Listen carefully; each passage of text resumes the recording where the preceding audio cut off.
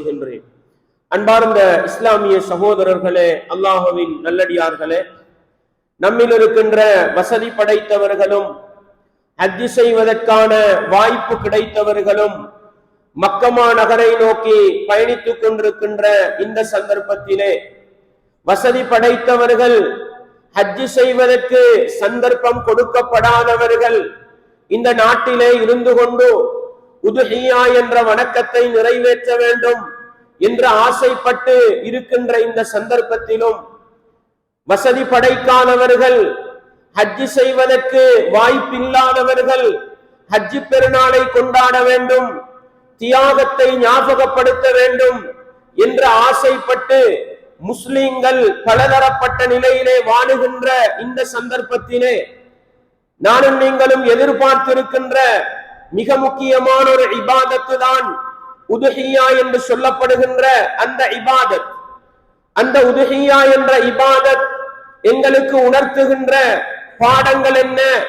உதுஹியா என்ற இபாதத்தின் மூலம் நாங்கள் படிக்க வேண்டிய செய்தி என்ன என்பதை பற்றி நானும் நீங்களும் அறிந்து தெரிந்து வைத்தால் உதுஹியா என்ற வணக்கம் வெறுமனே இரத்தம் ஓட்டுவதோடும் மாமிசங்களை பங்கு வைப்பதோடும் முடிந்து விடாமல் எங்களுடைய வாழ்க்கையிலே நல்ல பல மாற்றங்களை கொண்டு வருவதற்கு அது காரணமாக இருக்கும் என்பதை அடிப்படை செய்தியாக உள்ளத்தில் ஆழமாக நிறுத்திக் கொள்ள வேண்டும்.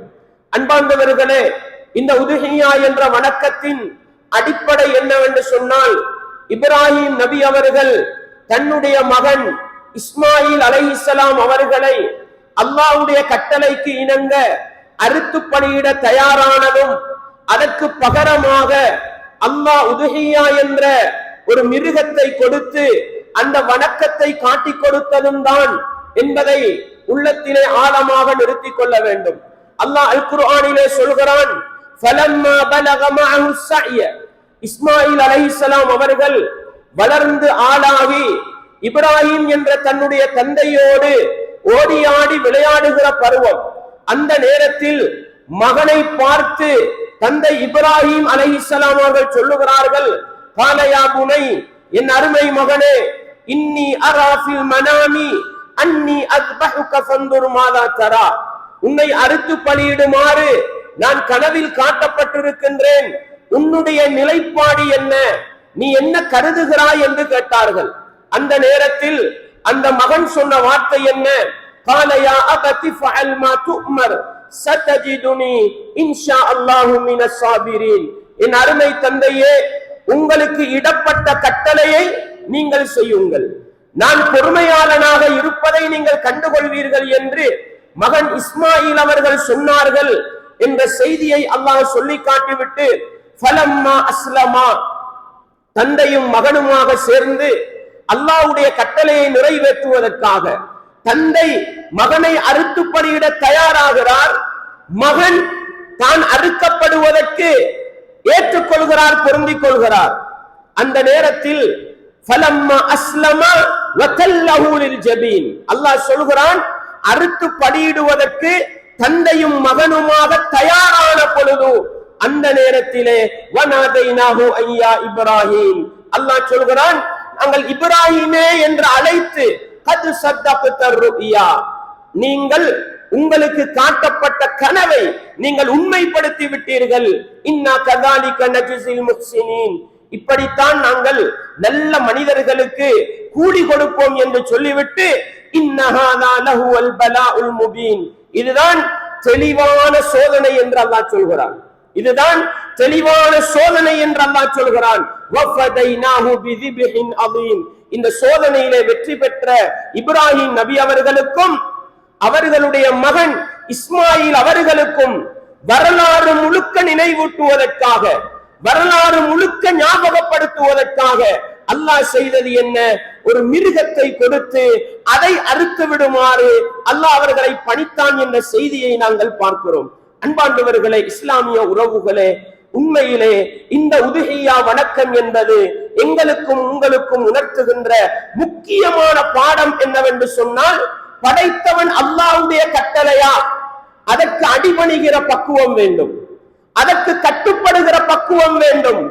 நான் அல்லாஹ்வுடைய கட்டளையை நிறைவேற்றினால் உலகத்திலே எனக்கு பல சோதனைகள் வரலாம், பல நெருக்கடிகள் வரலாம், பல பிரச்சனைகள் வரலாம். அன்பாண்டவர்களே, சோதனைகளுக்கு பயந்து, நெருக்கடிகளுக்கு பயந்து, பிரச்சனைகளுக்கு பயந்து மார்க்கத்தை விட்டுக் கொடுக்கின்ற மனிதர்களாக இருக்கக்கூடாது. சத்தியத்தை விட்டுக் கொடுக்கின்ற மனிதர்களாக இருக்கக்கூடாது. அல்லாஹ்வுடைய மார்க்கத்தை சரியாக நிறைவேற்றுகிற நேரம் குடும்பங்கள் எங்களை எதிர்க்கலாம், ஊர் மக்கள் எங்களை எதிர்க்கலாம், சமூகம் எங்களை பகிஷ்கரிக்கலாம், அரசாங்க ரீதியிலே கெடுபிடிகள் வரலாம். அன்பாண்டவர்களே, இஸ்லாமிய உறவுகளே, இப்ராஹிம் நபி அவர்கள் தன்னுடைய மகனை அறுக்க தயாரானார்கள் என்றால், அன்பாண்டவர்களே, இங்கிருந்து படிக்க வேண்டிய பாடம், படைத்தவன் ரப்பு எதை கட்டளையிட்டாலும் அதை நான் செய்வேன், அதற்கு நான் தயங்க மாட்டேன், அதை விட்டும் நான் பின்வாங்க மாட்டேன். என்னுடைய ரப்பு என்னை கைவிட மாட்டான். இது நான் ஆழமாக உணர வேண்டிய பாடம். ஏன் இப்ராஹிம் நபி அவர்கள் தன்னுடைய மகனின் கழுத்திலே கத்தியை வைக்க தயாராகிறார்கள். அல்லாஹ் என்ன செய்தான்? கைவிட்டு விட்டானா? இல்லை, கைவிடவில்லை. அல்லாஹ் என்ன செய்தான்? ஒரு மிருகத்தை கொடுத்தான். இதை பலியிட்டு உங்களுடைய கடமையை முடித்துக் கொள்ளுங்கள்.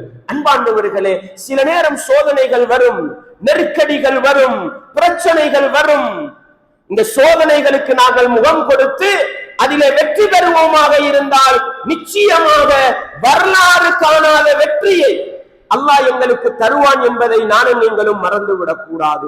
இந்த ஆழமான பாடத்தை நானும் நீங்களும் உள்ளத்திலே ஆழமாக நிறுத்த வேண்டும் என்பதுதான் உதுஹியா வணக்கம் எனக்கும் உங்களுக்கும் உணர்த்துகின்ற முக்கியமான பாடம். சகோதரர்களே, அன்பாண்டவர்களே, அல்லாஹ் ஒரு மிருகத்தை கொடுத்து அதை அறுத்து பலியிட சொன்னான்.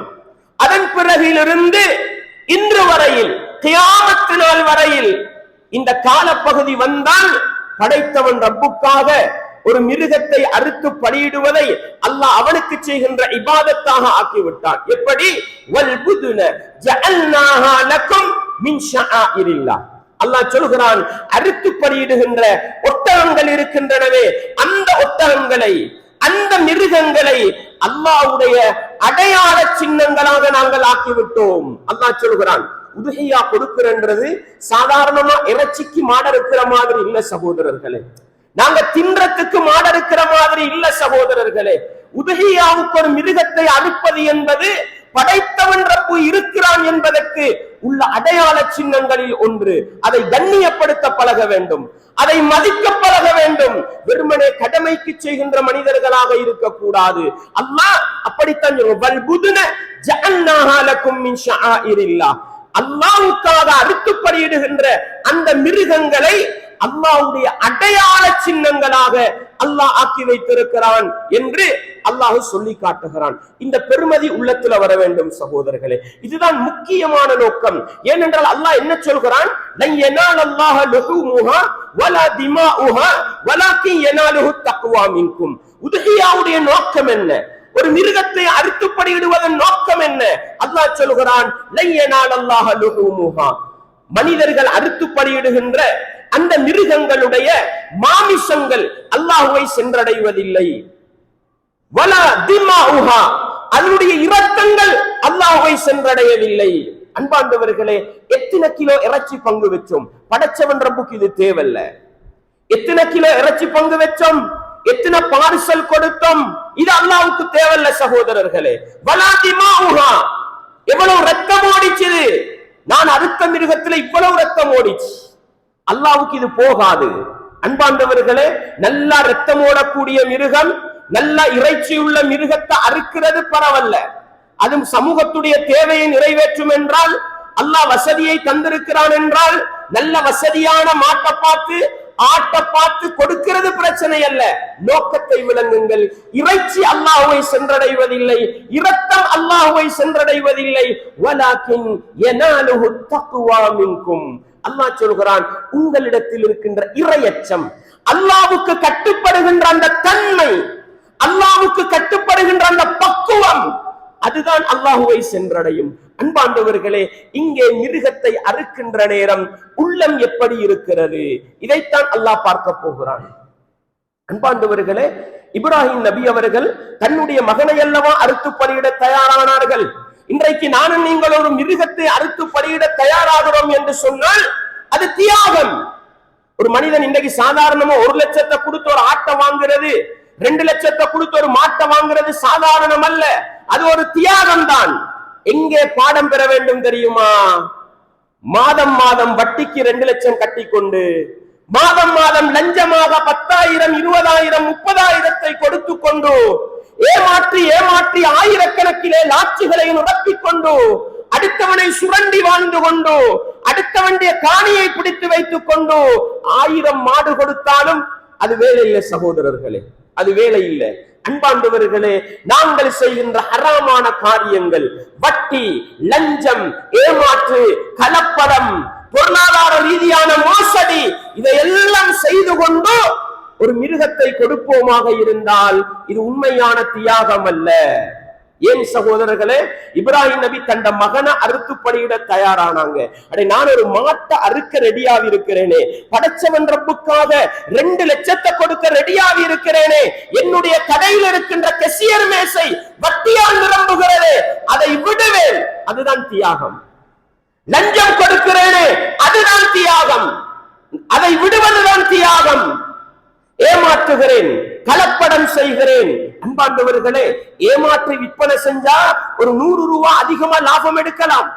பொய் சொல்லி பிசினஸ் பண்ணினா ஒரு 1000 ரூபாய் அதிகமா லாபம் எடுக்கலாம்.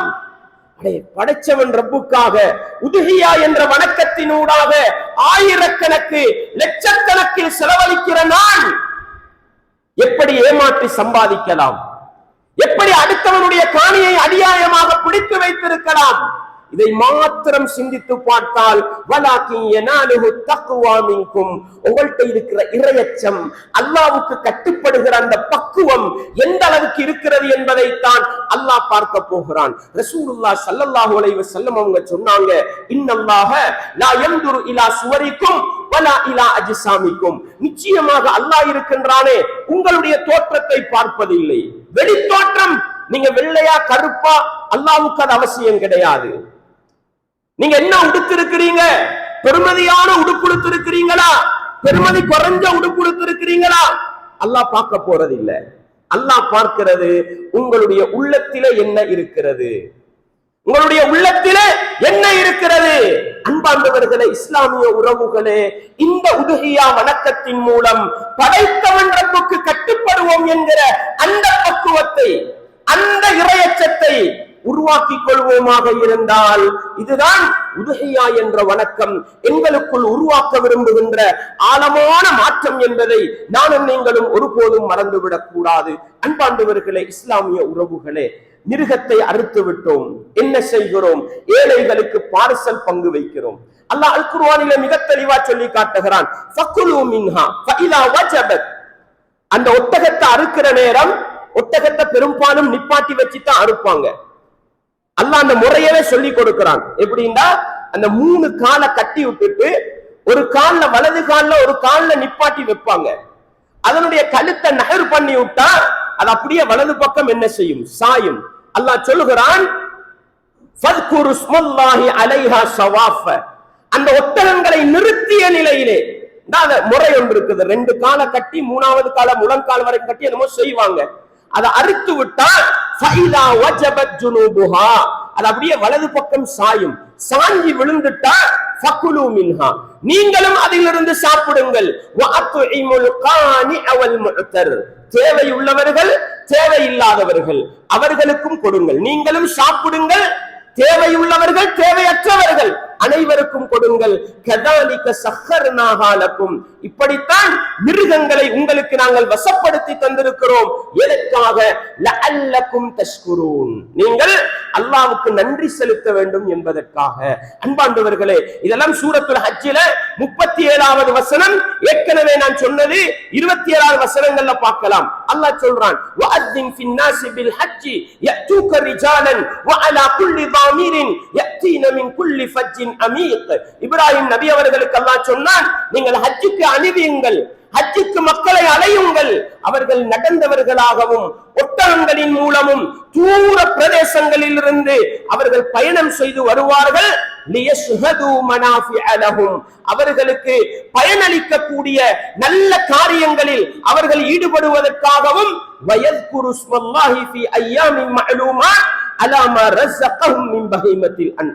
அவர்களுக்கு அல்லாஹ் கொடுத்த கால்நடைகளில் இருந்து ஆடு மாடு ஒட்டகங்களில் இருந்து குறிப்பிட்ட சில தினங்கள் அவர்கள் அல்லாஹ்வுடைய பெயரை சொல்லி அறுத்துப்படியிடுவதற்காக வருவார்கள் என்று சொல்லிவிட்டு அல்லாஹ் சொல்கிறான், நீங்கள் மிருகங்களை அறுத்து விட்டால் ஃபகுலு மின்ஹா, அதிலிருந்து நீங்களும் சாப்பிடுங்கள். வஅத்இமுல் பாஇஸல் ஃபகீர், ஏழையாக இருக்கக்கூடிய தேவையுள்ள மனிதர்களுக்கு அதிலிருந்து கொடுங்கள் என்று அல்லாஹ் சொல்லி காட்டுகிறான். அன்பார்ந்தவர்களே, உதுஹியா பிராணிகளை அறுத்து விட்டால் அதன் உரிமையாளரும் சாப்பிடலாம், ஏழை எளியவர்களுக்கும் அதிலிருந்து ஒரு பங்கை கொடுக்க வேண்டும். கேட்டு வரக்கூடிய மனிதர்களை உதுகையான விஷயத்துல தர முடியாது என்று தடுக்க கூடாது. கேட்டு வரவர்களுக்கும் கொடுங்கள் என்று அல்லாஹ் சொல்கிறான்.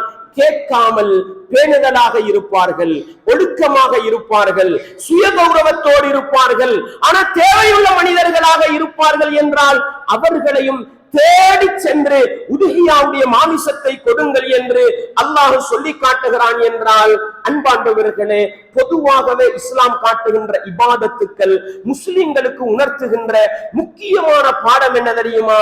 எப்பொழுதும் அல்லாஹுவை நெருங்குகின்ற மனிதன், எப்பொழுதும் அல்லாஹ்வுக்கு செய்ய வேண்டிய கடமையை செய்கிற மனிதன் ஏழை எளியவர்களின் விடயத்தில் நல்ல முறையிலே நடக்க வேண்டும். ஏழைகளை ரெஸ்பெக்ட் பண்ணுகிற பழக்கம் இருக்க வேண்டும். ஏழைகளை கண்ணியப்படுத்துகிற பழக்கம் இருக்க வேண்டும். அன்பாண்டவர்களே, பக்கத்து வீட்டிலே சாப்பிடுவதற்கு வசதி இல்லாத ஏழை இருக்கிற நேரம் ஊர் முழுக்க மாமிசத்தை பங்கு வைக்கிறோம் என்றால், அன்பாண்டவர்களே, அர்த்தம் கிடையாது சகோதரர்களே. அதனாலதான் உதுஹியாவுடைய மாமிச விஷயத்துல ஒரு சட்டம் சொல்லுவாங்க, தன்னுடைய ஊரிலே தேவையுள்ளவர்கள் இருக்கும் பொழுது அந்த இறைச்சியை வெளியூருக்கு கொண்டு போக கூடாது என்று சொல்லுவாங்க. தேவை இல்லாதவங்க பிரச்சனை இல்லை, தேவை உள்ளவர்களுக்கு தேடி கொடுக்கலாம். தேவை உள்ளவர்கள் இருந்தால் ஊரிலேலாம் பங்கு வைக்க வேண்டும் என்று சொல்லுவார்கள். அன்பார்ந்தவர்களே, இஸ்லாமிய உறவுகளே, ஏழைகள் தன்னுடைய ஊரிலே இருக்கிறார்களா, தன்னுடைய பக்கத்து வீட்டிலே இருக்கிறார்களா, தன்னுடைய குடும்பத்திலே இருக்கிறார்களா? அன்பார்ந்தவர்களே, இஸ்லாமிய உறவுகளே, அந்த ஏழைகளை மதிக்க பழக வேண்டும். ஏழைகளோடு கண்ணியமாக நடந்து கொள்கிற பக்குவம் இருக்க வேண்டும் என்பதை எல்லா இபாதத்துக்களிலும் பார்க்கலாம். அன்பார்ந்தவர்களே, இஸ்லாம் 5 தூண்களில் எழுத்துப்பட்டிருக்குது என்று சொன்னாங்க ரசூலுல்லாஹ் ஸல்லல்லாஹு அலைஹி வஸல்லம் அவர்கள். முதலாவது, வணக்கத்துக்குரியவன் அல்லாஹ்வை தவிர வேறு யாரும் இல்லை, முஹம்மத் ஸல்லல்லாஹு அலைஹி வஸல்லம் அல்லாஹ்வுடைய தூதர் என்று சாட்சி சொல்றேன்னா. அடுத்தது 4 இபாதத்து, தொழுகையை நிலைநாட்டுதல், ஜகாத்து கொடுத்தல், நோன்பு பிடித்தல், ஹஜ் செய்தல். இந்த 4ல 3வது கடமை ஜகாத்து. அன்பார்ந்தவர்களே, ஜகாத்து கடமை என்பது ரசூலுல்லாஹ் சொன்னாங்க, பணக்காரர்களிடத்திலிருந்து சொத்துக்கள் எடுக்கப்பட்டு ஏழைகளுக்கு பகிர்ந்தளிக்கப்படும் என்று சொன்னாங்க. இஸ்லாத்தின் 50 தூண்களில் ஒரு தூண் என்ன தெரியுமா? அல்லாஹ்வுக்கு செய்கிற கடமைகளை எல்லாம் செய்வது போன்று மனிதர்களுக்கு செய்ய வேண்டிய கடமையை செய்ய வேண்டும் என்று உணர்த்துகிறது.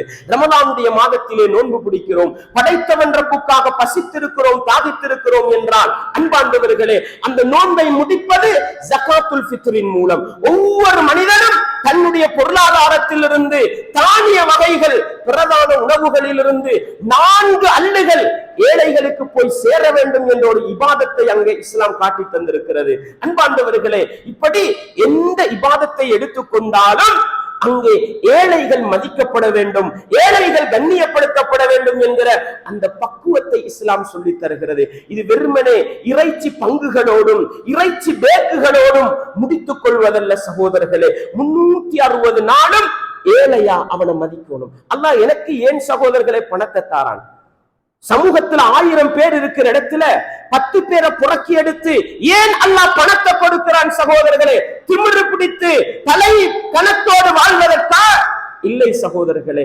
பணம் கொடுக்க அந்த மனிதர்கள் ஏழைகளை அரவணைக்க வேண்டும், ஏழைகளை கண்ணியப்படுத்த வேண்டும், ஏழைகளை மதிக்க வேண்டும் என்கிற ஆழமான பாடத்துக்காகத்தான் 10 பேருக்கு கொடுத்துட்டு 90 பேர் அல்லாஹ் கஷ்டவாளியா வச்சிருக்கிறான். அன்பார்ந்தவர்களே, ஒண்ட விளங்குங்க.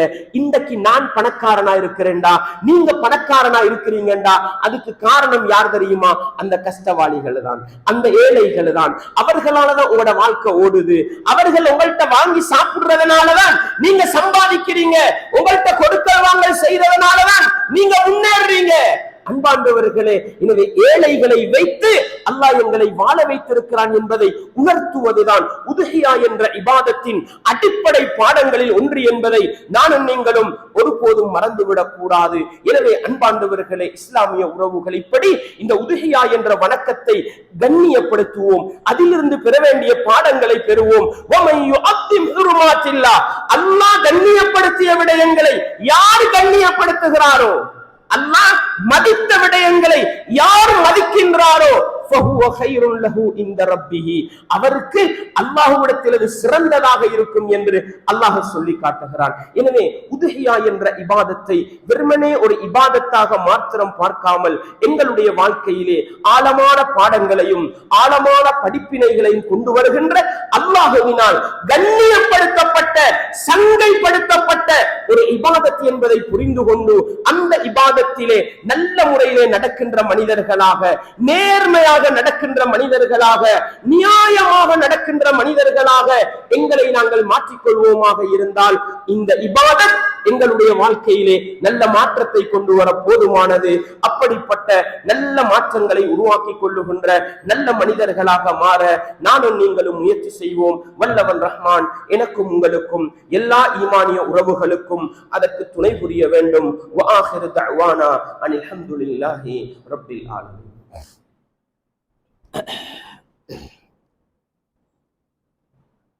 அல்ஹம்துலில்லாஹ் வஸ்ஸலாத்து வஸ்ஸலாமு அலா ரசூலில்லாஹ் வ அலா ஆலி ஹிஸ்பில்லாஹ். அம்மா பஅத். அன்பார்ந்த இஸ்லாமிய சகோதரர்களே, அல்லாஹ்வின் நல்லடியார்களே, இந்த உதுஹியா என்ற வணக்கத்தை யாரெல்லாம் நிறைவேற்ற ஆசைப்படுகின்றார்களோ அவர்களுக்கு இஸ்லாம் ஒரு சில ஒழுக்கங்களை காட்டி தந்திருக்கிறது. அதிலே மிக முக்கியமானது என்னவென்றால், உதுஹியா கொடுக்க ஆசைப்பட்டு அதற்காக நியத்து வைத்தவர், ஒரு ஆடு கொடுக்க நியத்து வைத்து விட்டார், ஒரு மாடு கொடுக்க, ஒரு மிருகத்தை தியாகம் செய்ய நியத்து வைத்து விட்டால், அவர் துல்ஹிஜ்ஜா மாதத்தின் தலைப்பிறை தென்பட்டு விட்டால் அந்த மிருகத்தை அறுத்து முடிக்கும் வரையில் அவர் தன்னுடைய மயிர்களை களையக்கூடாது, தன்னுடைய நகங்களை வெட்டக்கூடாது என்ற ஒழுக்கத்தை ரசூலுல்லாஹ் ஸல்லல்லாஹு அலைஹி வஸல்லம் அவர்கள் காட்டி தந்திருக்கிறார்கள். எதுக்கு இது? தலைமுடி வெட்டுவதனால என்னதான் பிரச்சனை நடக்க போகுது? நகத்த வெட்டுறதுனால என்னதான் பிரச்சனை நடக்க போகுது? அன்பார்ந்தவர்களே, இன்னைக்கு எங்க சமூகத்தில் இருக்கிற நிறைய பேருக்கு இருக்கிற பிரச்சனை இதுதான். இந்த சின்ன சுண்ணத்தை செய்யறதுல என்னதாப்பா நடக்க போகுது? அப்படி பேசி பேசியே சுண்ணத்தை அழிச்சிடுறாங்க. அப்படித்தானே? சின்ன பாவம், சின்னதா தடுக்கப்பட்ட ஒரு காரியம், இதை தவிர்த்து நடக்கிறதுனால என்னதான் நடக்க போகுது என்று பேசி பேசியே அந்த ஹராத்தை செய்ய ஆரம்பிச்சிடுறாங்க. அன்பார்ந்தவர்களே, நல்லா விளங்குங்க. ஒரு முஃமின் இப்ராஹிம் நபி அவர்களை போன்றுதான் இருக்க வேண்டும். மகனை அறுக்க சொன்ன நேரம் அதுல சிந்திக்கல, அதுல தலையை போட்டு யோசிக்கல, தண்ட புத்திய போட்டு குழப்பிக் கொள்ளல. படைச்சவன் ரப்பு சொல்லித்தான், மகனே நான் அறுக்க போறேன், நீ என்ன சொல்றாய்? மகன் தயங்கல்ல, அடே அல்லாஹ்வுடைய கட்டளை செய்யுங்க, இவ்வளவுதான். அல்லாஹ்வுடைய தூதர் சொன்னாங்களா, முடி வெட்டாதீங்க, நகம் வெட்டாதீங்க. ஹதீஸ் ஆதாரப்பூர்வமான அறிவிப்பாளர் வரிசையோட வந்திருக்குதா? அல்ஹம்துலில்லாஹ். அதை நான் செய்வேன் என்கிற படைத்தவன் ரப்புக்கு கட்டுப்படுகின்ற அந்த பக்குவம் வர வேண்டும். காரண காரியங்கள் வராத வரைக்கும் காரண காரியம் தேடக்கூடியவனாக முஃமின் இருக்கக்கூடாது. சமிஅனா வ அத்தஅனா, கட்டுப்படுவோம், செவிதாழ்த்துவோம், கட்டுப்படுவோம். இந்த இடத்துல இந்த ஒரு ஒழுக்கத்தை நானும் நீங்களும் கடைபிடித்துக் கொள்ள வேண்டும். அன்பார்ந்தவர்களே, அறுக்கப்படுகின்ற மிருகத்துக்கு இஸ்லாம் காட்டி தந்திருக்கின்ற மிக முக்கியமான ஒன்றுதான் அதனுடைய வயதில்லை. நல்லா விளங்குங்க, வயதில்லை என்பது உதுஹியா மிருகத்துக்கு மட்டும் உள்ளது. அது அகீகாவுக்கோ அல்லது வேறு இடங்களுக்கோ வந்ததல்ல. உதுஹியாவுடைய மிருகத்துக்கு இஸ்லாம் சொல்லி தந்தது என்னவென்றால், அந்த மிருகம் முஸின்னத்தாக இருக்க வேண்டும். நாங்க 2 வயதுன்றது, 6 வயதுன்றது, 5 வயதுன்றதெல்லாம் அது வெளிப்படையான நாங்க வச்சுக்கொண்ட அடையாளமே அல்லாமல் ரசூலுல்லாஹ் சொன்னது முஸின்னத். அரபுல முசுன்னத் என்று சொல்றது என்ன? நீங்க சாதாரணமா இந்த ஆடு மாடுகளோட நல்ல அனுபவம் உள்ளவங்கள்ட்ட கேளுங்க. ஆடு மாடு ஒட்டகங்கள்ட பல்வரிசை இருக்குது தானே, இந்த பல்வரிசையில ஒரு பல்லு முளைக்கும். அந்த பல்லுக்கு பேரு முசின்னத்து தான். அந்த பல்லு வந்த மிருகத்துக்கு பேரு முசின்னத்து தான், சனியத் என்று சொல்லுவாங்க. அந்த பல்லு வந்த மிருகம் தான் அறுக்கப்படணும். அதை வச்சு என்ன செய்யறாங்க? செம்பரி ஆடாக இருந்தால் 6 மாதம், வேறு ஆடுகளாக இருந்தால் செம்பரி ஆடு 6 மாதம், ஏனைய ஆடுகளுக்கு 1 வருடம், மாட்டுக்கு 2 வருடம், ஒட்டகத்துக்கு 5 வருடம். அன்பார்ந்தவர்களே, சில நேரம் மாடுகளை கொண்டு வந்து ஏமாத்துறாங்களே. 6 மாசம் ஆட்ட குழந்தை 1 வருஷம் சொல்றாங்களே, 1 வருஷம் ஆட்ட குழந்தை 2 வருஷம் சொல்றாங்களே. எங்களுக்கே பார்க்கும் பொழுதும் சில நேரம் அறுக்கிற மாட்டை பார்த்தா ஆச்சரியமா தான் இருக்குது. இதுக்கு 2 வருஷம் இருக்குமா, இந்த ஆட்டுக்கு 1 வருஷம் இருக்குமாண்டு. அன்பார்ந்தவர்களே, இஸ்லாம் எப்பொழுதுமே வெறுமனே மடத்தனத்தோடு இபாதத்து செய்வதை வலியுறுத்திய மார்க்கம் அல்ல, அறிவுபூர்வமாக இபாதத்து செய்ய வேண்டும். அன்பார்ந்தவர்களே, சமூகத்துல ஆடு மாடு வளர்க்கிறவங்கள்ட்ட போய் ஒரு அனுபவம் எடுங்க. அவங்களுக்கு அந்த பல்லு தெரியும், அந்த பல்லு தெரியும். அந்த பல்ல காட்ட சொல்லுங்க. அந்த பல்லு முளைச்சிருந்தால் தான் அந்த மிருகம் அறுத்து பலியிட தகுதியானது. வருஷம் இருக்குது, வருஷத்துல டவுட் வருதா, மிருகத்தை எடுக்காதீங்க. வருஷத்துல சந்தேகம் வருதா, எடுக்காதீங்க. இன்னைக்கு நிறைய பேருக்கு பிரச்சனை என்ன தெரியுமா? ஆடு மாடு வியாபாரம் செய்யறவங்க நேர்மை இல்லையே. அன்பார்ந்தவர்களே, நேர்மை இல்லாதவனுக்கிட்ட போய் ஏமாற சொன்ன மார்க்கம் அல்ல இஸ்லாம். லா யுல்தகுல் முஃமினு ஃபீ ஜுஹரின் வாஹிதின் மர்ரத்தைன். அல்லாஹு அக்பர். முஃமினுக்கு ரசூலுல்லாஹ் சொன்ன இலக்கணம், ஒரு முஃமினை பொறுத்தவரையில் விழுந்த குழிக்குள் 2வது தடவை விழமாட்டான். அதுதான் ரசூலுல்லாஹ் சொன்னது. ஏமாத்துறான்னு விளங்கினா போகாதீங்க. நீங்க உதுகியா கொடுக்காட்டி பிரச்சனை இல்ல, படைச்சவன்ற குற்றம் முடிக்க மாட்டான், அது கடமை கிடையாது. ஒரு வலியுறுத்தப்பட்ட சுன்னா. எல்லாரும் ஏமாத்துறாங்களா, நம்பிக்கை இல்லையா, நான் உதுகியா கொடுக்க மாட்டேன். ஏன்? நான் முஃமின். இஸ்லாம் ஏமாற சொல்லவில்லை. இவன் ஏமாத்துறானா, உண்ட மான எனக்கு வானம். வயசுல கோளாறு போடுறியா, உண்ட மான எனக்கு வானம். எனவே நம்பிக்கையா ஆடு மாடு வளர்க்கிறவங்களை வச்சு அந்த பல்ல விளங்குங்க. அந்த பல்ல விளங்கி வாயை திறந்து பாருங்க, முரச தூக்கி பாருங்க, உதட்ட தூக்கி பாருங்க. நம்பிக்கை இல்லையா? ரசூலுல்லாஹ் என்ன சொன்னாங்க? ஒரு நபித்தோழர் வந்தார். இஸ்லாம் இருக்குதே சகோதரர்களே, தங்கமான மார்க்கம் சகோதரர்களே. ஆனா முஸ்லிம்கள் இருக்கிறாங்களே, என்ன கொள்கைன்னு விளங்கல்ல. ஏன்? இஸ்லாத்தை பார்க்க ரெடி இல்ல. ஒரு நபித்தோழர் வந்தாரு, அல்லாஹ்வின் தூதரே, கொடுக்கல் வாங்கல் செஞ்சா ஏமாத்திட்டு போயிடுறாங்க, என்ன பண்றது? ரசூலுல்லாஹ் காலத்துல இருந்தது. கொடுக்கல் வாங்கல் பண்ணினா ஏமாத்துறாங்க, என்ன பண்றது? ரசூலுல்லாஹ் சொன்னாங்க, ஃபகுல்லா ஹிலாபா, ஒப்பந்தம் பண்ணி. ஏமாத்தினா பிசினஸ் கேன்சல். அல்லாஹு அக்பர். அன்பாண்டவர்களே, இஸ்லாமிய உறவுகளே, நீங்க போன இடத்துல நல்ல ஒரு மாடு கிடைச்சது, ஆனா மாட்டிட வயசு விளங்குது இல்ல, உங்களுக்கு அனுபவம் உள்ளவர் இருக்கிறார் உங்களோட ஊர்ல, மாட்டை விலைக்கு வாங்கிக்கிட்டு வந்தீங்க. ஒப்பந்தம் என்ன தெரியுமா? போய் நான் பார்ப்பேன், மாட்டுக்கு வயசு இல்லையா, ஒப்பந்தத்தை கேன்சல் பண்ணுவேன். இப்படி தெளிவாக சொல்லி தந்த மார்க்கம் இஸ்லாம். அன்பாண்டவர்களே, இவ்வளவு தெளிவான மார்க்கத்தை வச்சுக்கொண்டு மாட்டுக்குள்ளும் ஆட்டுக்குள்ளும் மூளையை அடகு வைக்கின்ற சமூகமாக எங்களுடைய சமூகம் மாறி இருக்கிறது என்றால் சிந்திக்காத சமூகம் சகோதரர்களே வெற்றி பெறாது. ஒரு வருஷம் ஒட்டுமொத்த முஸ்லிம்களும் சேர்ந்து இந்த ஆடு மாடுகளை வைத்துக் கொண்டு ஏமாற்றுகிற சமூகத்துக்கு பாடம் நடத்தினால் அடுத்த வருஷம் சும்மா ஆடு மாடு கிடைக்கும். ரெடி இல்ல, எனக்கிட்ட பணமிக்கு நான் கொடுப்பேன். வானம் சகோதரர்களை, ஏமாத்துறானா ஏமாறாதீங்க. என்னத்தான் செய்ய ஹசரத், இப்படித்தான் என்னத்தான் செய்ய ஹசரத் அல்ல, ஏமாறாதீங்க. நம்பிக்கை இல்லையா, ஆடு மாடு வாங்காதீங்க. இஸ்லாம் அடிப்படையை சொல்லி தந்திருக்கும் பொழுது என்ன செய்யக்கூடாது, ஏமாறக்கூடாது என்கிற பாடத்தை விளங்கிக் கொள்ள வேண்டும். அன்பார்ந்தவர்களே, ஆடு மாடு விற்பனை செய்பவர்கள் இருந்தால் வயச கன்ஃபார்மா அடிச்சு சொல்லேலுமா சொல்லுங்க, ஏமாத்தாதீங்க. துரோகம் அல்லாஹ்வுடைய அடையாள சின்னங்களை கண்ணியப்படுத்த வேண்டும். இதிலே ஏமாற்றி சம்பாதிக்காதீர்கள். படைத்தவன் கோபப்படுவான், அவனுடைய பிடி கடுமையாக இருக்கும். அல்லாஹ்ட கண்ணியம் உதவியா, அதுல ஏமாற்றி சம்பாதிக்காதீங்க, அதுல மாஃபியா கொண்டு வராதீங்க, அதை வச்சு கொலைக்க ரெடி ஆகாதீங்க. மாட்டை கொண்டு வந்து 1 மாசத்துக்கு முன்னால கட்டி போட்டிருக்கிறான். விலை கேட்டா இறைச்சிக்கு வாங்கின 1000 ரூபாய், உதுகியாக்கி வாங்கின 1300 ரூபாய். லா ஹவுல வலா குவத்த இல்லா பில்லாஹ். அட இதுவா அல்லாஹ்வோட அடையாள சின்னத்தை கண்ணியப்படுத்துற முறை? இதுதானா மார்க்கத்தை விளங்கி கொண்ட முறை? வேண்டாம் சகோதரர்களே, அல்லாஹ்வை பயந்துக்கங்க. உதுகியான்றது ஒரு இபாதத், உதுகியான்றது ஒரு வணக்கம். அதை வச்சு உங்களோட சாக்க நடக்க ரெடி ஆவாதீங்க. எனவே வயசை கன்ஃபார்மா சொல்லலுமா, அழகா சொல்லலுமா சொல்லுங்க. எனக்கு வயசுல சந்தேகம் விடுங்க, இன்னொரு வருஷம் உங்களோட கையில வைங்க, அடுத்த வருஷம் அதை உதவியா கொடுங்க. அல்லாஹ் பரக்கத்து செய்வான், அல்லாஹ் பரக்கத்து செய்வான். கன்ஃபார்மா இருங்க, உறுதியான அடிப்படையில வாழுங்க, ஏமாத்தாதீங்க. மன் கஷ்ஷ ஃபலைஸ மின்னி, யார் ஏமாத்துறானோ அவன் என்னை சார்ந்தவன் அல்ல என்று ரசூலுல்லாஹ் சொன்னாங்க. அற்பமான லாபத்துக்காக, அற்பமான வருமானத்துக்காக மிருகத்துல மனுஷனை ஏமாத்திட்டு ரசூலுல்லாஹ்வோட உம்மத்திலிருந்து வெளியே போக ரெடியாக கூடாது சகோதரர்களே. எனவே வயசு விஷயத்துல வாங்குற நீங்களும் கவனமாயிருங்க, விக்கிறவங்களும் கவனமாயிருங்க.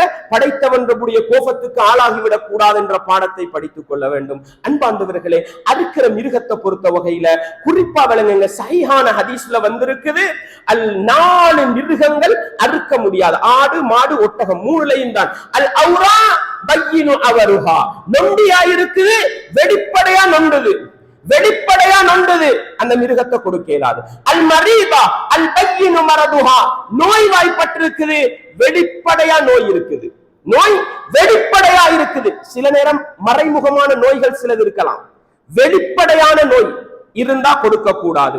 ரசூலுல்லாஹ் சொன்னாங்க வல் அஜிஃபா, அஜிஃபான்னு சொல்றது என்னன்னா, இதுவும் ஆடு மாடு மிருகங்களோட அனுபவம் உள்ளவங்களுக்கு தெரியும். அந்த எலும்பு மச்சைன்னு சொல்லுவாங்க, எலும்பு மச்சை, அது நல்ல அனுபவம் உள்ளவங்களுக்கு தான் தெரியும். ரசூலுல்லாஹ் சொன்னாங்க அல் அஜிஃபா அல்லத்தி லா துன்கினாங்க, அந்த அந்த எலும்பு மச்சைகள் பலவீனப்பட்டிருக்கும். அப்படி இருந்தா உடம்புல சதை இருந்தாலும் அது இயல்புல பலவீனமான மிருகம் தான், அது அனுபவம் உள்ளவங்களுக்கு தான் தெரியும். எனவே ரசூலுல்லாஹ் சொல்றாங்க எலும்பு மச்சை, சில பேர் அந்த மெரபோன் சொல்லுவாங்க தானே, முள்ளுக்கு இருக்கும், அது குறைவாக இருந்தாலும் இந்த பட்டியலை சேர்க்கிறாங்க. அப்படிப்பட்ட மிருகம் கொடுக்க கூடாது என்று ரசூலுல்லாஹ் சொன்னாங்க. இதுதான் வந்திருக்க கூடியது. இது அல்லாம நல்லா விளங்கிக்கங்க, கொம்பு உடைஞ்சத்துக்கு ஹதீஸ் வந்திருக்குது, ஹதீஸ் பலவீனமானது. காது கிழிஞ்சத்துக்கு ஹதீஸ் வந்திருக்குது, அது பலவீனமானது. காதுல நல்லா விளங்குங்க, ஆரோக்கியமான மிருகத்தை எடுத்து ஒரு இடத்துல இருந்து இன்னொரு இடத்துக்கு கொண்டு போறதுக்கு அடையாளமாக நாங்க அடிக்கிற அந்த கிளிக்கு, அந்த ஒரு கிளிப்புக்காக போடப்படுற ஓட்டை இந்த இடத்துல அந்த இடத்தை கொண்டு வராது. காது கிழிஞ்சி காது வெட்டப்பட்டிருந்தால் தான் வரக்கூடியது, இதை விளங்குங்க.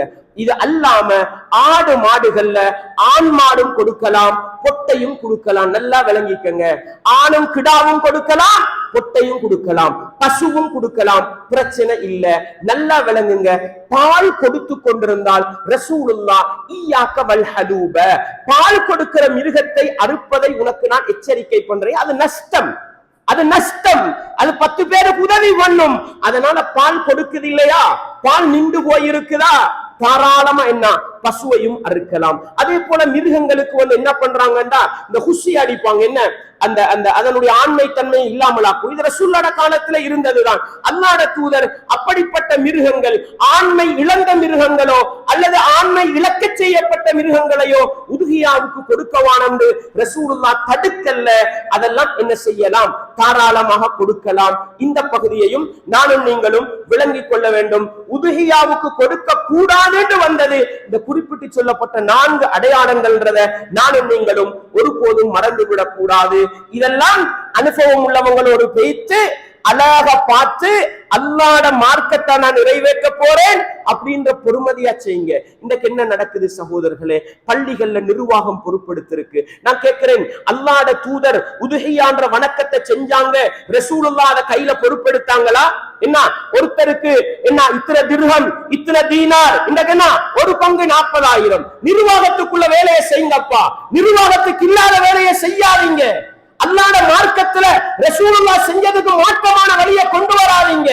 பள்ளி நிர்வாகம் என்ன அவங்களோட பொறுப்பாம், ஒரு பங்கு 40,000, 40 என்று சேர்த்து அவங்க மாடு தேடணுமா, குடுக்கிற உங்கள்கிட்ட பொறுப்பு இருக்கணும். நீங்க மாட்ட பார்க்கணும், நீங்க ஆட்ட பார்க்கணும். வாங்கி அல்லாஹ்ட கண்ணியப்படுத்தப்பட்ட மிருகம் உங்களோட பொறுப்புல வைங்க.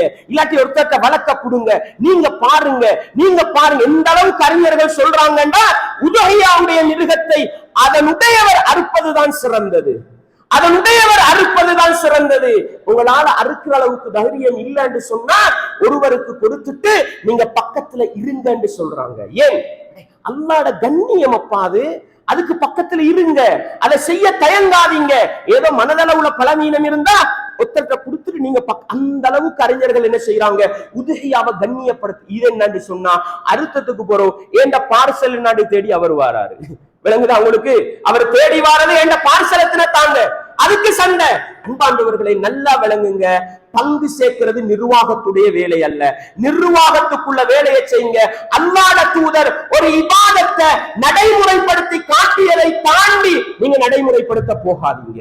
ஒவ்வொரு மக்களுக்கும் ஹஜ்ஜுடைய காலம் வந்தா சொல்லுங்க, நீங்க ஒவ்வொருத்தரும் உதுஹியா கொடுங்க, நீங்க ஒவ்வொருத்தரும் ஆடு கொடுங்க, மாடு கொடுங்க, ஒட்டகம் கொடுங்க. வசதி இல்லாதவங்க இருந்தா ஒரு மாட்டுல 7 பேர் சேர்ந்து கொடுங்கன்னு மக்களை ஆர்வம் ஊட்டுங்க. பள்ளி நிர்வாகம் பொறுப்பெடுத்துக் கொண்டு பங்குதாங்க என்று ரசூலுல்லாஹ் செய்யாத வேலையை அல்லாஹ்வுக்காக செய்யாதீங்க. இது காலப்போக்கில் என்ன செய்யும், இல்லாத விதத்தை பள்ளிக்குள்ள கொண்டு வந்து சேர்க்கிற காரியத்துல கொண்டு போய் சேர்க்கும்ன்றதை நானும் நீங்களும் மறந்துடக்கூடாது. அன்பாண்டவர்களே, இப்படி கொடுக்கிற நேரம் எப்படி கொடுக்கிறது சிறந்தது? ஒட்டகம், இதுதான் முதல் கட்டம். 2வது மாடு, 3வது ஆடு. நல்லா விளங்குங்க. ஒட்டகம், மாடு, ஆடு. இதை எப்படி நாங்க சொல்றோம் என்று சொன்னா, குர்ஆன் சுன்னாவை பேசக்கூடிய எல்லா அறிஞர்களும் சிறந்தது ஒட்டகம், 2வது மாடு, 3வது ஆடுன்றாங்க. அதுக்கு பிரதான காரணம் என்னண்டா, வெள்ளிக்கிழமை நாளிலே நேர காலத்தோடு வருபவருக்கு ஒட்டகம் குர்பானி கொடுத்த நன்மை, 2வது நேரத்தில் வருபவருக்கு மாடு கொடுத்த நன்மை, 3வது நேரத்தில் வருபவருக்கு ஆடு கொடுத்த நன்மை என்று சொன்னாங்களே. அந்த ஹதீஸை வச்சு இதுதான் வசதி உள்ளவர், ஒட்டகம் கொடுக்க வசதி உள்ளவருக்கு அதுதான் சிறந்தது. அவர் மாடு கொடுத்தா உதுஹியா ஏற்றுக்கொள்ளப்படாதுன்றதல்ல, சிறந்தது அது. எப்பொழுதுமே ஒரு முஃமின் சிறந்ததை நோக்கி போக வேண்டும். இதுதான் அடிப்படை என்பதை நானும் நீங்களும் மறந்துவிடக் கூடாது. ஒட்டகம், மாடு, ஆட்டுக்கு பிறகுதான் 4வது இடத்துல தான் வந்து நிற்கும் மாட்டிலே 7 பேர் சேருவது. அன்பாண்டவர்களே, உங்களால தனி ஆளா நின்று ஆடு கொடுக்க ஏழாண்டா மாட்டை பத்தி யோசிங்க. பங்கு சேர்றதுக்கு உங்களால ஒரு மாட்டுல சேர்ற பங்குக்கு ஒரு ஆடு கொடுக்கலும் உண்டா? ரசூலுல்லாஹ் ஸல்லல்லாஹு அலைஹி வஸல்லம் அவர்களுடைய சொல் செயலுக்கு உட்பட்ட ஒரு அங்கீகாரம் ஆட்டுக்குத்தான் வெளிப்படையா இருக்குது. எனவே ஆட்டை கொடுங்க. உங்களால தனி ஒரு ஆடு கொடுக்கிற வசதி இல்ல, 7 பேர் சேர்ந்தா ஒரு மாட்டை கொடுக்கலாம்டா என்ன பண்ணுங்க, மாட்டை கொடுங்க. சில பேர் கேட்கிறாங்க 2 பேர் சேர்ந்து மாடு கொடுக்கலா? அறிஞர்கள் சொல்றாங்க 7 பேருக்கு தான் ஹதீஸ் வந்திருக்குது. அறிஞர்கள் சொல்றாங்க அந்த 7 பங்குகளுக்கு என்ன செய்யலாம், 3 பேரோ 5 பேரோ சேரலாம்ன்றாங்க. அல்லாஹு அலம் 7 பேருக்கு ஹதீஸ் வந்திருக்கு. வரலாற்றுல ஒரு சில அறிஞர்கள் அதுல கருத்து வேற்றுமை இருக்குது. 7 பேர் சேர்ந்து உதுஹியா கொடுக்கலான்னு சொல்ற அறிஞர்களும் இருக்கிறாங்க. ஆனா கொடுக்க ஏழுன்றதுதான் என்ன ஹதீஸுக்கு மிக வெளிப்படையாகவும் நெருக்கமாகவும் இருக்குது. எனவே நல்லா விளங்கிக்கங்க. உங்களால தனியா ஒரு ஆடு கொடுக்கலும்னா கொடுங்க. நீங்க 2 பேர் சேர்ந்து ஒரு மாடு கொடுக்க போறீங்க, 1 லட்சம் பங்கு போடுறீங்க.